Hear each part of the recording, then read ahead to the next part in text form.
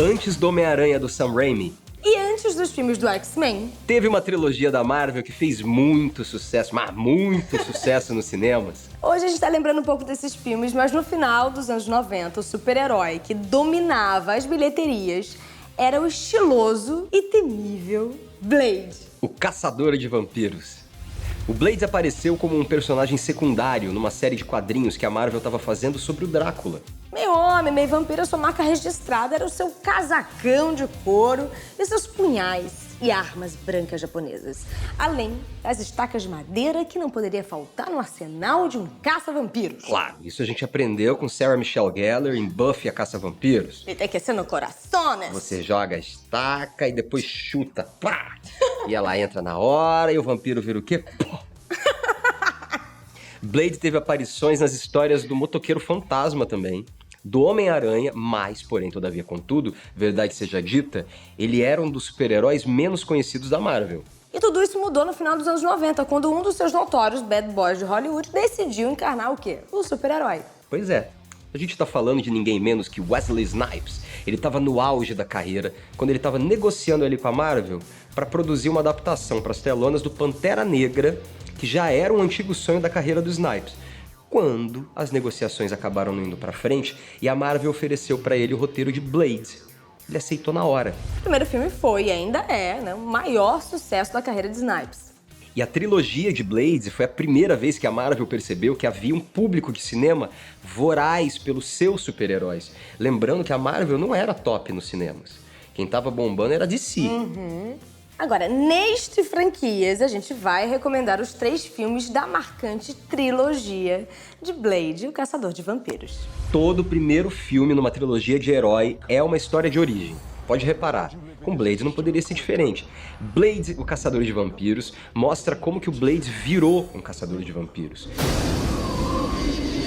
E conta com alguns dos personagens mais queridos da saga do Caçador, como, por exemplo, o vilão Deacon Frost e o mestre e mentor de Blade, Abraham Whistler. Com uma linguagem visual extrema e visceral, figurinos e sets espalhafatosos, uma trilha sonora com os maiores artistas de hip-hop do momento, Blade foi um filme que, para os padrões da época, não teve medo de ousar. 20 anos antes de Pantera Negra, Blade já era um filme que lidava com essa estética do afrofuturismo tão presente no filme de Ryan Coogler. É difícil de acreditar, mas foi com o anti-herói de vanguarda que a Marvel começou a construir o quê? Um império, né, Hugo? 4 anos depois, o Blade voltou para as telas de cinema com Blade 2.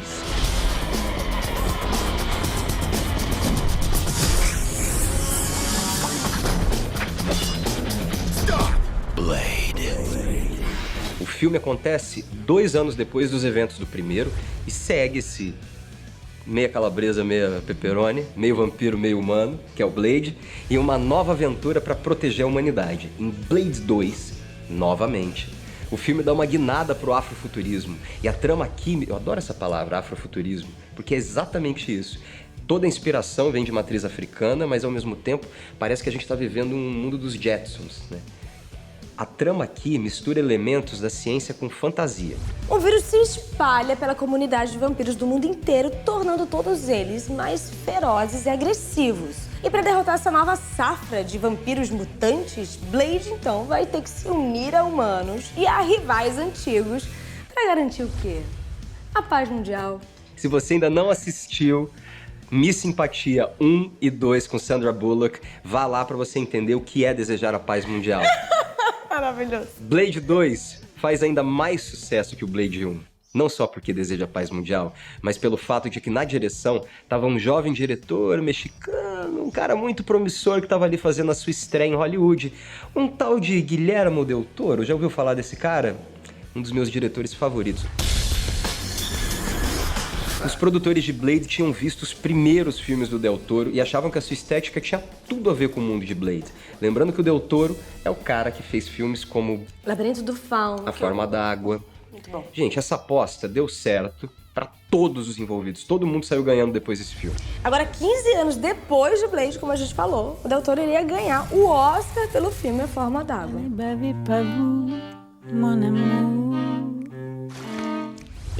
Mas antes disso acontecer, a trilogia de Blade chegou à sua conclusão em 2004 com um épico chamado Blade Trinity. Trinity nada mais é do que Trindade. Agora, quem ficou na direção foi o roteirista de ofício David S. Goyer. O Goyer escreveu os 2 primeiros filmes do nosso querido Caçador de Vampiros e acabou sendo escolhido para dirigir o terceiro, o Trinity. Evidentemente, ele escreveu o roteiro também, né, Maitê? Óbvio, né? Aproveitar esse talento.